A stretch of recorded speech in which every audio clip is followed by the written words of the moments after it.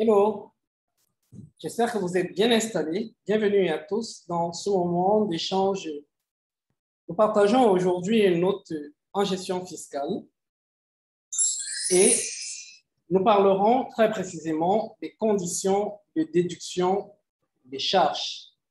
Naturellement, nous restons dans le cadre de l'analyse de la régularisation fiscale des charges et des produits en vue de la clôture des comptes dans le cadre des sociétés. Nous parlons d'IS. Quelles sont les conditions de déduction d'une charge? À cette question, il faut dire que pour être déductibles, les charges exposées par une entreprise doivent naturellement respecter les conditions suivantes. Elles sont dites les conditions de fond et les conditions de forme. Nous allons donc rapidement voir qu'est-ce qu'on entend par conditions de déductibilité de fond d'une charge.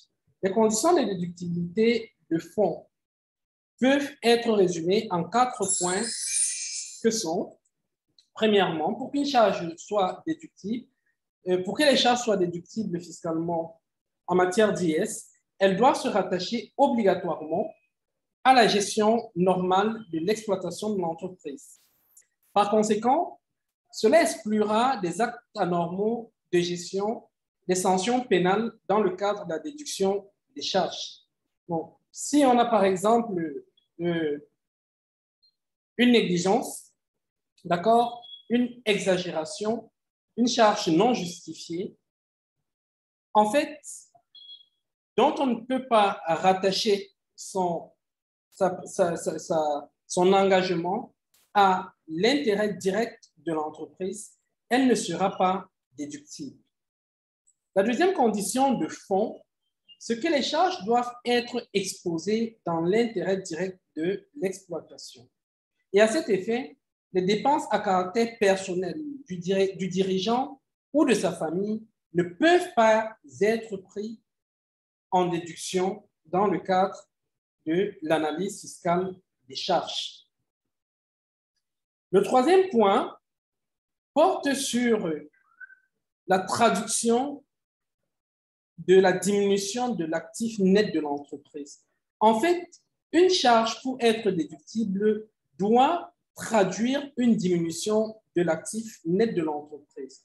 C'est la raison pour laquelle on exclura dans l'examen des charges les dépenses qui traduisent une augmentation de l'actif, telles que par exemple les acquisitions, les augmentations de durée d'utilisation ou de valeur des immobilisations ou d'une immobilisation, les remboursements d'emprunts.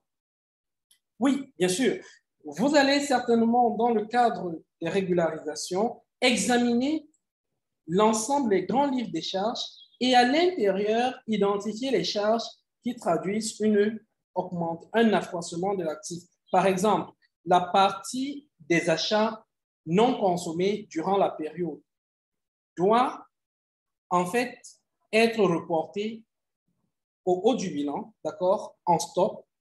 Ça, c'est une application de cette troisième condition de fond. Enfin, nous pouvons parler d'une autre condition qui est celle de ne pas subir une interdiction par une disposition particulière de la loi. En fait, les charges ne doivent pas être interdites de déduction par une disposition de la loi. D'accord? Par exemple, si vous examinez les dispositions fiscales en matière d'IS, vous constaterez qu'à un moment, on proscrit la déduction des dépenses liées à la chasse pour location de résidence de plaisance, par exemple. Je ne prends que cet exemple-là. Donc, les charges ne doivent pas être interdites de déduction par une disposition législative. Il sera donc important de savoir de quoi parle la loi lorsqu'on est en train d'examiner la déduction des charges. Voilà pour ce qui concerne les conditions de fond. Mais à côté de ces conditions de fond, la déductibilité des charges va aussi être rattachée au respect des conditions de forme. Et au rang des conditions de forme, Nous pouvons citer le fait que les charges, pour être déductibles, devront être comptabilisées et justifiées par des documents probants.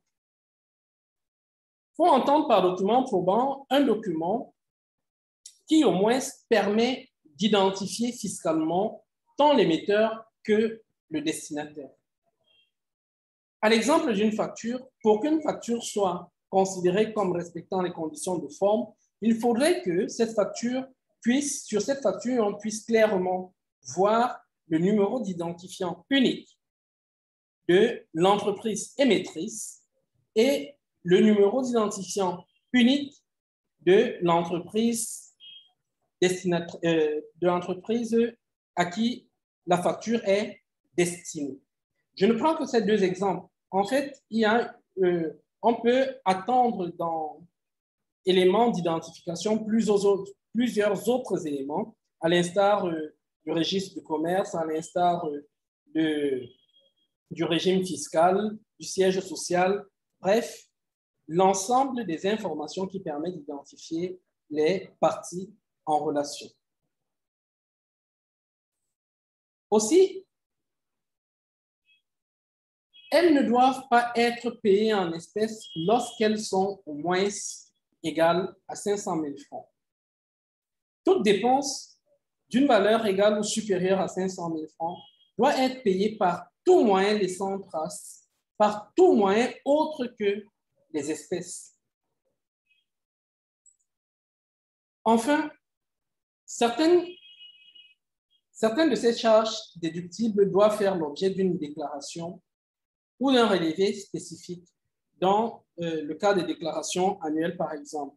On peut citer pour cette disposition les articles 101 et 103 du Code général des impôts qui obligent le contribuable, qui obligent les entités à pouvoir faire la déclaration des sommes versées au tiers, par exemple, d'une valeur supérieure à 250 000, qui oblige de faire apparaître sur un listing des achats l'ensemble des dépenses effectuées dans le cadre de l'exploitation de l'entreprise.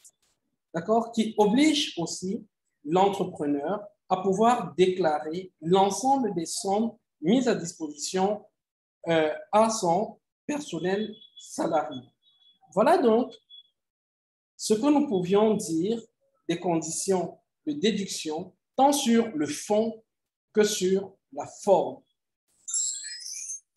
Nous espérons que cet article vous a été d'une utilité importante.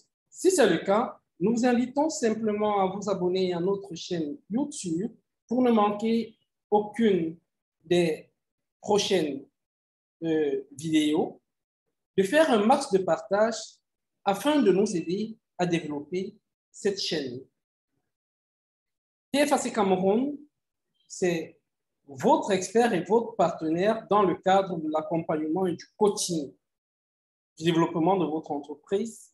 PFAC Cameroun, c'est votre centre de formation, c'est le centre de formation professionnelle qui assure le développement des compétences continues de vos ressources humaines, gage de la réussite de votre entreprise. PFAC Cameroun, c'est enfin son centre de placement, son centre de gestion des ressources humaines et de placement du personnel. Nous vous remercions de nous faire confiance et nous vous disons à très bientôt pour une autre note fiscale. Au revoir.